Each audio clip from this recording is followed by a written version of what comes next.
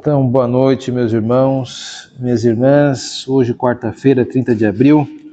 Até aqui o Senhor tem estado conosco e permitido que estudássemos mais sobre a sua palavra. Hoje nós iremos ver uma porção do Evangelho segundo escreveu São Lucas, um sermão de R.C. Sproul. Nós estamos pegando uma série de sermões do R.C. Sproul, um pastor presbiteriano dos Estados Unidos, já falecido, mas que trouxe aí, deixou um grande legado para nós presbiterianos. Então nós vamos ver hoje esse texto. Para nosso conhecimento, eu vou fazer uma leitura bem breve acerca do texto qual ele se refere em Lucas capítulo 8, verso 26. Entretanto, eu não lerei até o 39, lerei até ao 34.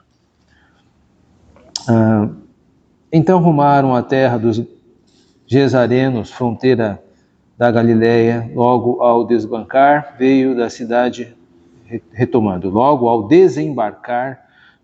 cidade ao seu encontro um homem possesso de demônios, que havia muito não se vestia, nem habitava em casa alguma, porém vivia nos sepulcros. E quando viu a Jesus, prostrou-se diante dele, exclamando, dizendo em alta voz: que tenho contigo, Jesus, Filho do Deus Altíssimo, rogo-te que não me atormentes. Porque Jesus ordenara ao espírito imundo que saísse do homem, pois muitas vezes se apoderara dele, e, embora procurassem conservá-lo preso com cadeias e grilhões, tudo despedaçava e era impelido pelo demônio para o deserto. Perguntou-lhe Jesus: qual o teu nome? Respondeu ele: Legião, porque tinham encontrado nele muitos demônios. Rogavam-lhe que não os mandasse sair para o abismo. Ora, andava ali pastando no monte, uma grande manada de porcos. Rogaram-lhe que lhe permitisse entrar naqueles porcos, e Jesus o permitiu. Tendo os demônios saído do homem, entraram nos porcos, e a manada precipitou-se despenhadeiro abaixo, para dentro do lago, e se afogou. Os porqueiros, vendo o que acontecera, fugiram e foram anunciá-lo na cidade e pelos campos. Então, Sproul irá pregar esse texto. Nós temos aqui algumas sessões, pelo menos 8 pequenas sessões, e vamos ver como ele irá trabalhar com esse texto. Um texto que traz um pouco acerca da atividade demoníaca de Satanás nos nossos dias, desde a época de Jesus. Fala sobre exorcismo, é sempre um tema bastante denso. Também fala um pouco de uma questão social, e o Sproul também irá, em um determinado momento do seu sermão, fazer alguns apontamentos com a nossa época. Então, é interessante nós vermos hoje, ver até que ponto o pregador pode se dar ao direito, né, de falar ao seu auditório, de acordo com o texto bíblico, tocando em assuntos modernos. Vamos ver isso hoje. Primeiro vamos olhar o tópico 1, a seção 1, um mundo demoníaco ativo. Antes disso, né, ele faz uma pequena introdução, eu não vou ler, mas ele diz que este assunto aparece nos sinóticos. Eu preciso dar um esclarecimento. Evangelhos sinóticos são os evangelhos escritos que se propõem a narrar a vida de Jesus, desde o seu nascimento até a sua crucificação. Nós temos 3 evangelhos que se enquadram nesse termo. Nós temos o evangelho de Marcos, o evangelho de Mateus e o evangelho de Lucas. O evangelho de João não é considerado sinótico, embora tenha uma narrativa. Ele não se prende, como os demais, a propor uma linha até do nascimento à crucificação. Os demais o fazem. Então, vamos lá. O mundo demoníaco ativo, diz essa primeira sessão. Quando o barco desembarcou na praia, foi saudado pelo homem selvagem que Lucas descreve no texto. Lemos que quando eles navegaram para a terra dos Gadarenos, que fica em frente à Galileia, e Jesus pisou na terra, encontrou-se com ele um certo homem da cidade que tinha demônios por muito tempo. Este não é o único incidente de possessão demoníaca no Novo Testamento. Não é o único caso em que Jesus expulsou demônios de pessoas que estavam tão aflitas. Em geral, não estamos acostumados em nossos dias a ver pessoas possuídas por demônios, pelo menos nesta parte do mundo, embora haja relatos ocasionais disso. No entanto, vemos no Novo Testamento uma forte concentração desse fenômeno. Uma explicação dada para essa concentração de possessão demoníaca é que, durante o ministério terreno de Jesus, todo o inferno se soltou. Ele vai explicar essa frase. Ou seja, Satanás, cujo poder estava sob ataque com a presença de Jesus, reuniu todos os seus asseclas, toda a sua hoste de demônios para manifestar seu poder satânico na região onde o Filho de Deus realizava seu ministério. Pois bem, então, Sproul toca aqui num ponto importante, que é a questão da presença dos demônios, né, no nosso mundo, e ele faz a seguinte observação, que o Novo Testamento não é o único caso de expulsão de demônios. De fato, nós temos outros, né, nós temos... até mesmo no livro de Atos nós vamos encontrar o apóstolo Paulo expulsando o demônio de uma adivinhadora, né, e causando então um grande problema econômico para a cidade de Éfeso, que quase causa a sua expulsão. Nós temos também outros momentos onde o demônio é expelido, né, e causa enfermidades, né. Tem um demônio que afligiu uma mulher há muito tempo e ele é expulso e a mulher fica bem. A questão que ele coloca é por que tantos exorcismos no ministério de Cristo? E o principal argumento que ele apresenta é que a vinda do Filho de Deus fez com que Satanás se opusesse com mais vigor. É uma boa tese, né? Não há um texto que vai explicar isso. Isso é um depreendimento. Você lê o texto e você percebe que a época apostólica foi uma época singular, a época de Jesus, e do ministério de Jesus e o ministério apostólico, onde houve a presença do Senhor, muitos milagres pelos apóstolos, mas com o passar do tempo isso foi se arrefecendo, foi se diminuindo, né, foi se rareando, porque a igreja já tinha sido fundada. Então isso não foi mais necessário. Isso está lá em Efésios, onde diz que a igreja é fundada, né, pelos apóstolos e profetas dos nosso Senhor Jesus Cristo. O caso é que esse argumento tem peso.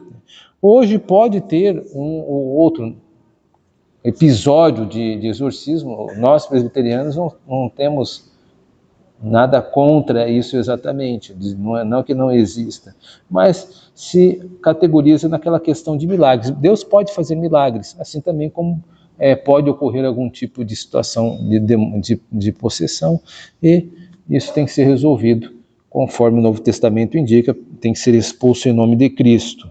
Mas são episódios bem raros, né? Assim como não é como na época de Jesus Cristo.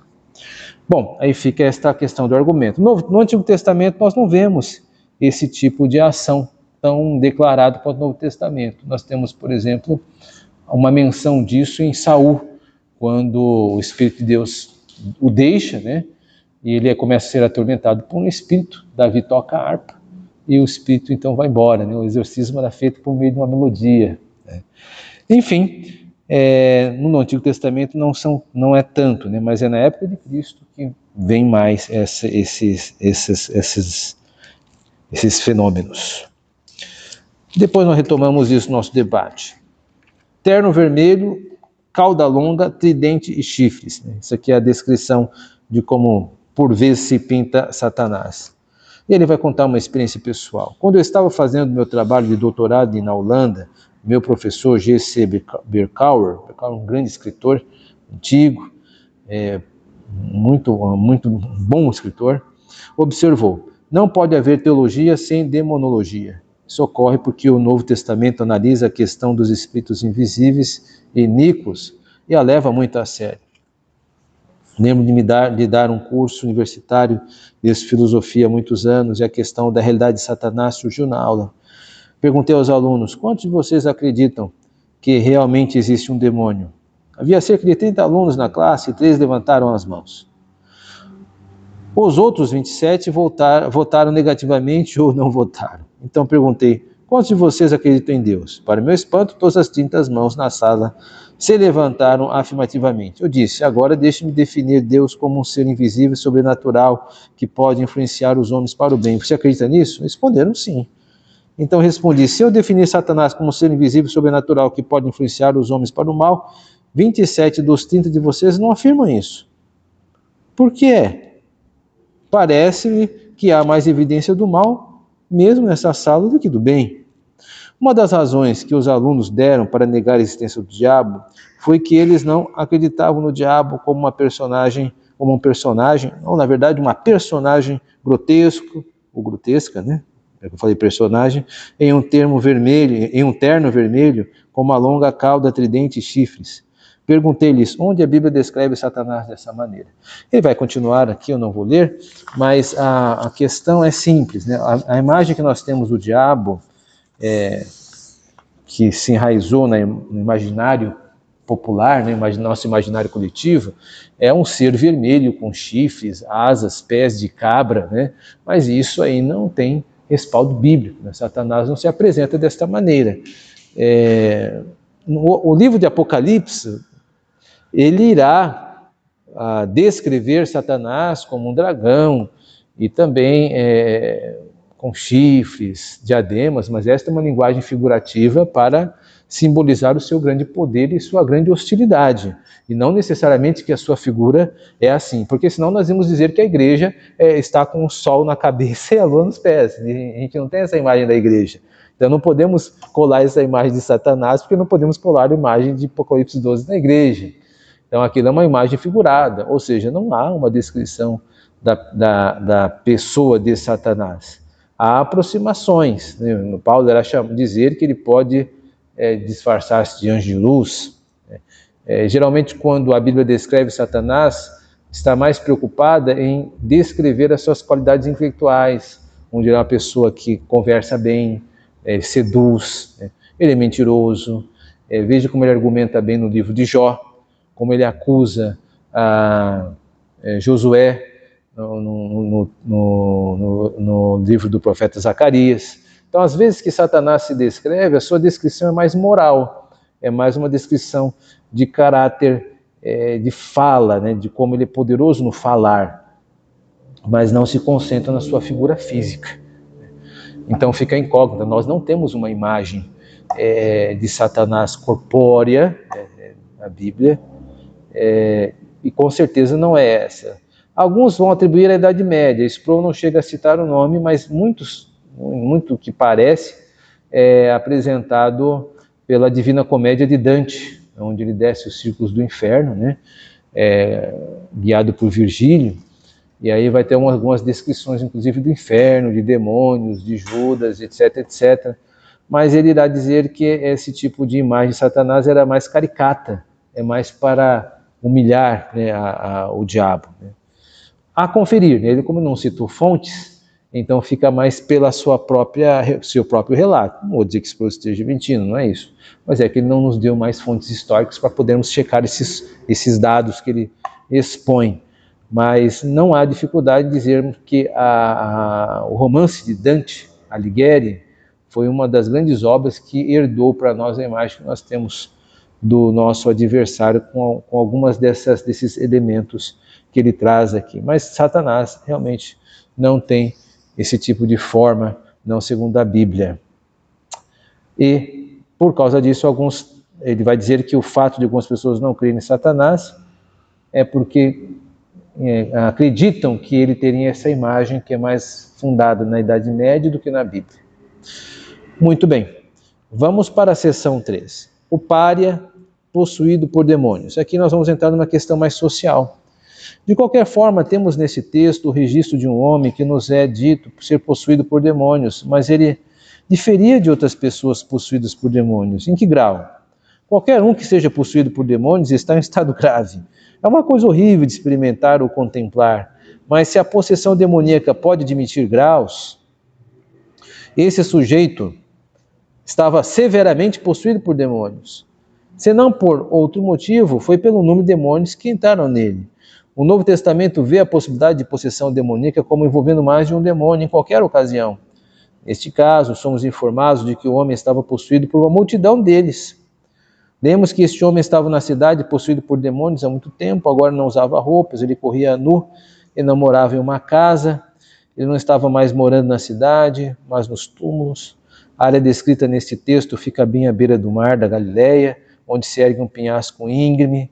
Naquele penhasco havia um cemitério com várias sepulturas e túmulos, a maioria dos quais estava cheia, mas alguns dos quais ainda estavam vagos. Essa pobre alma era sem teto.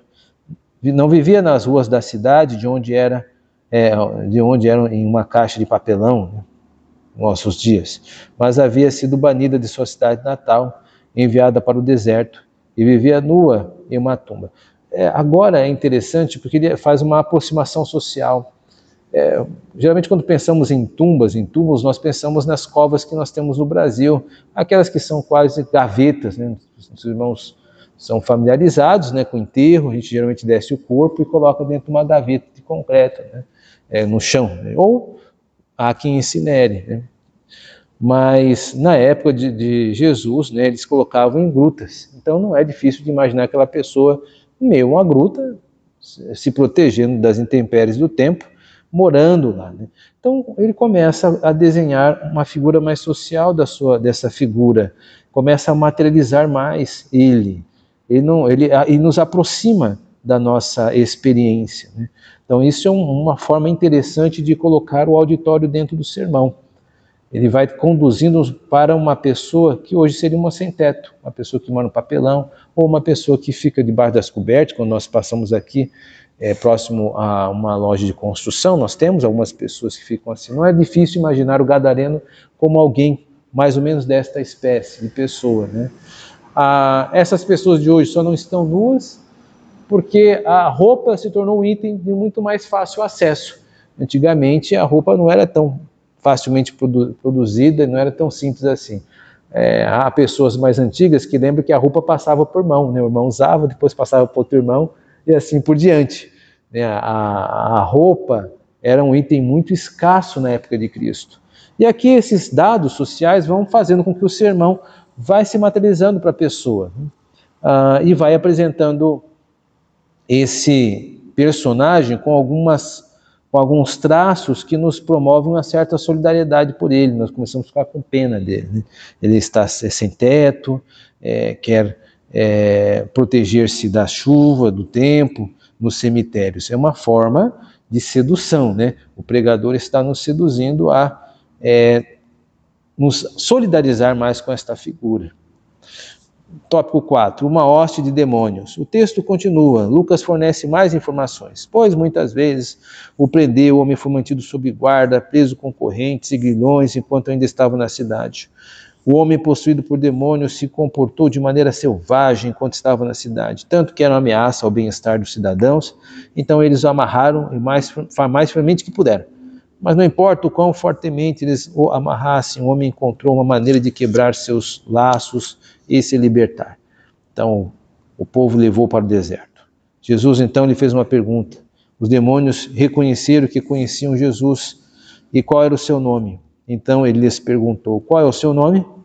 Tu sabes o meu nome. Agora me diga o seu nome. O texto continua. Ele disse Legião, porque muitos demônios haviam entrado nele. E rogaram-lhe que não lhes ordenasse que saísse para o abismo.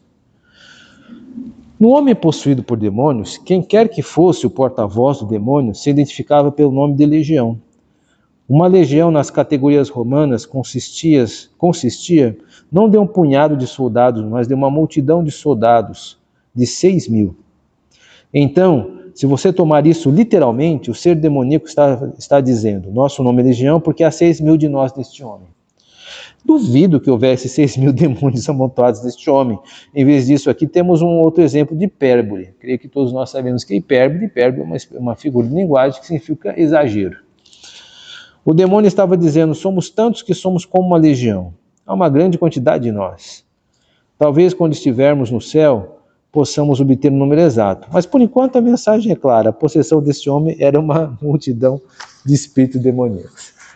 Nós estamos aqui em algumas categorias que não tem muito o que argumentar, né? Nós temos a revelação de que uma pessoa possessa acabou dizendo, né, a quantidade, né, ou dando-nos a revelar algo que até então nós não temos um conhecimento. Mas nós não temos como fundamentar isso, ficamos só no dito da personagem. Sproul, ele é um pouco reticente, cético em adotar como verdade a fala de um demônio. Bom, com certeza o pai da mentira não vai dizer a verdade, né? Nem nesse momento. Mas ele pode consentir de que há mais de um, porque geralmente isso acontece em outros momentos de exorcismo que fala-se mais de um demônio, né? Vamos conversar sobre isso daqui a pouco. Vamos tópico 5. Ainda não era do abismo. Depois que os demônios disseram a Jesus seu nome, o texto diz que eles imploraram a Jesus. O que foi que eles imploraram a ele? Isso é significativo. Eles imploraram a ele que ele não os ordenasse a ir para o abismo. O abismo é um poço sem fundo e simbólico do próprio inferno. Se compararmos o relato de Lucas com os outros evangelhos sinóticos, há outro elemento adicionado no qual eles imploraram a Jesus que não os ordenasse a ir para o abismo antes do tempo. Esses demônios sabiam que o seu futuro reservava. Eles conheciam seu destino. Eles sabiam que Deus, em sua soberania, havia designado um dia no tempo em que os demônios seriam encerrados para sempre no abismo. Mas esse tempo ainda não havia chegado. A expiação não havia sido feita. O reino de Deus não havia alcançado sua consumação como aconteceria no final dos tempos. Na verdade, os demônios sabiam que o dia em que seriam enviados para o abismo estava muito longe no futuro. Pelo menos essa era a teologia que lhes havia sido ensinada pelo príncipe dos demônios, o próprio Satanás. Jesus sabia que o kairos é um termo grego, né, para tradução de tempo, é o tempo que Deus havia designado, ainda não estava lá. Superficialmente, parece que Jesus estava negociando com os demônios, porque eles estavam lembrando de que era muito cedo para ser enviado para a cova. Então, Jesus os enviou para a cova, né? Ou alguns comentaristas veem isso, o que Jesus estava fazendo ao se render aos apelos do desejo desses seres malignos, mas ele não estava. Jesus reconheceu por suas ações que não era hora de enviá-los para a cova, ou para o abismo, né? Acho que o texto, a tradução não ficou muito boa. Era, no entanto, hora de eles saírem do homem. Lucas nos diz que havia ali no monte uma manada de muitos porcos e rogaram-lhe que ele se permitisse entrar neles, ele se permitiu. Sobre a questão do abismo, na carta de Pedro, até a expressão tártaro, né, que ele pega de empréstimo, uma imagem, né, do mundo greco-romano, né, que empresta, né, assim, essa palavra dessas mitologias para ilustrar que no inferno há um tipo de abismo, né? Não só isso, no texto de Apocalipse há também um certo registro de um abismo onde saem demônios bastante pavorosos, né? No final dos tempos eles sairiam. Então há uma descrição em mais de um texto acerca de um abismo. Não podemos avançar mais do que isso, a não ser do que o texto diz que de fato existe algo mais profundo que o próprio inferno, chamado por Pedro de Tártaro, chamado de abismo em Apocalipse, e aqui também chamado de abismo. Então a teologia sistemática, a escatologia, vai se ocupar em descrever mais isso com mais detimento. Até aqui, por enquanto, não há uma contestação da existência deste espaço no inferno, né, onde eles não querem ir. Mas Jesus condescende e, em vez de mandá-los para lá, manda para os porcos. Por que os porcos? Vamos ver agora, né? Tópico 6. Salve os porcos. As ações de Jesus causam clamor entre as pessoas que dizem, afinal, Jesus não era um homem tão bom, ele era injusto e dava punições cruéis e incomuns a esses animais. Na verdade, havia aqueles das cidades que queriam iniciar um movimento chamado Salve os Porcos e tornar os porcos uma espécie protegida, para que Jesus nunca mais voltasse à sua aldeia. Jesus entendeu a diferença entre os seres humanos e os animais no campo. Jesus criou o mundo e sabia que os animais foram criados para o homem, não o homem para os animais. Jesus não sabia nada sobre um mundo onde os ovos de peixe eram protegidos, enquanto seres humanos não nascidos eram destruídos.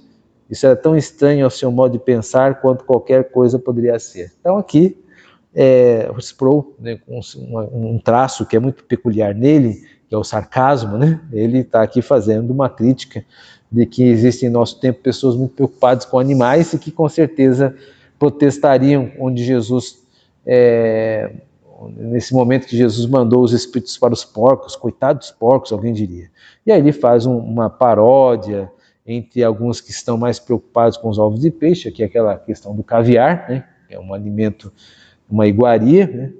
E compara ovos de peixe e não se preocupam com o aborto, né? Que ele está dizendo, os seres humanos não nascidos, ainda não nascidos, eram destruídos, né? Ou seja, ele faz um paralelo aqui com o excesso de escrúpulo com animais, totalmente contraditório com a nossa falta de escrúpulo em adotar e naturalizar os argumentos do aborto. E aí ele vai dedicar um tempo nesse texto para o aborto. Nós não vamos nos deter nisso, ele vai fazer alguma argumentação sobre o aborto. Então fica o texto, mas ele só faz essa menção de que os animais, como os porcos, não deveria nos espantar tanto Jesus ter mandado esses espíritos para lá, porque os porcos não são pessoas.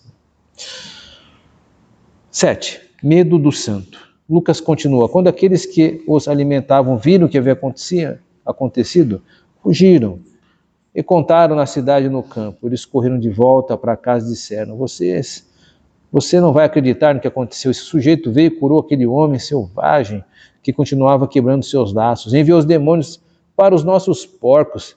Então os porcos subiram a colina para a água e se afogaram. Agora perdemos todo o rebanho. O texto diz: então saíram para ver o que havia acontecido e, aproximando-se de Jesus, acharam um homem de quem o demônio havia se retirado, sentado aos pés de Jesus, vestido em sã consciência. Jesus não apenas acalmou o mar, mas curou um ser humano que estava atormentado por demônios, que agora estava em sã consciência. Qual foi a resposta dos habitantes da cidade? Foi a mesma resposta que os discípulos tiveram no barco da Galileia. Eles tiveram medo. A razão pela qual os habitantes da cidade enviaram um homem possuído por demônios para os túmulos, em primeiro lugar, foi porque eles tinham medo dele. Agora eles vieram e encontraram calmo, vestido em sã consciência, e ficaram com medo. O que isso lhe diz?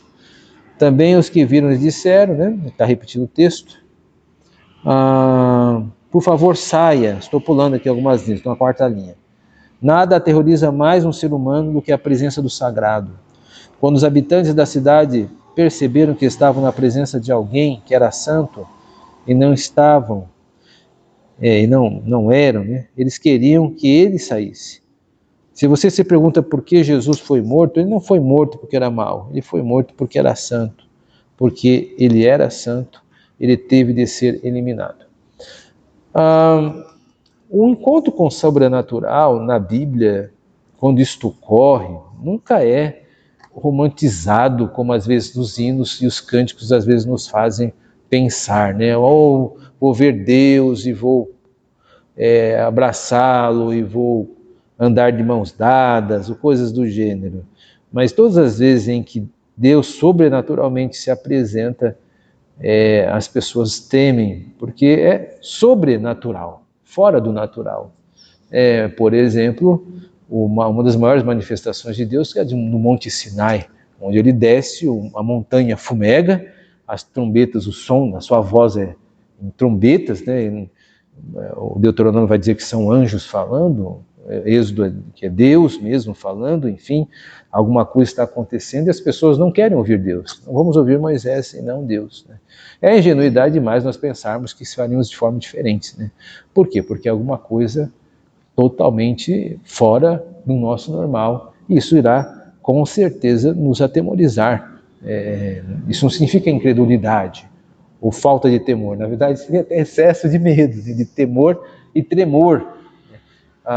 E outras vezes, outros textos, né, que não as teofanias, as pessoas que se veem na presença de Deus, Isaías, Moisés teve apenas uma visão, não foi o caso do Sinai.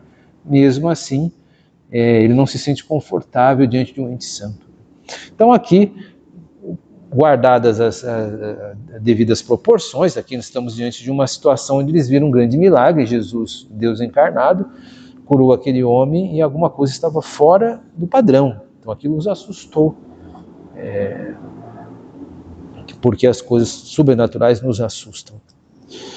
Por fim, seção 8, resgatado da escravidão. Jesus entrou no barco e saiu, mas o homem de quem os demônios haviam se afastado implorou que ele pudesse estar com ele. O homem subiu, agarrou a murada do barco e disse: por favor, não saia, fique, leve-me contigo. Jesus respondeu: não, volte para sua casa e diga as grandes coisas que Deus fez por você. Assim o homem foi e proclamou por toda a cidade as grandes coisas que o Filho de Deus Altíssimo havia feito por ele.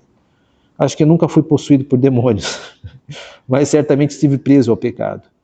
Como todo incrédulo, e servia a Satanás em vez de Deus, como todo incrédulo faz.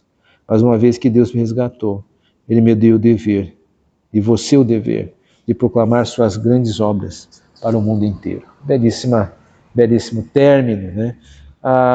O homem está restaurado, e agora um homem em comunhão proclama a comunhão com Deus. É assim que o texto acaba se encerrando.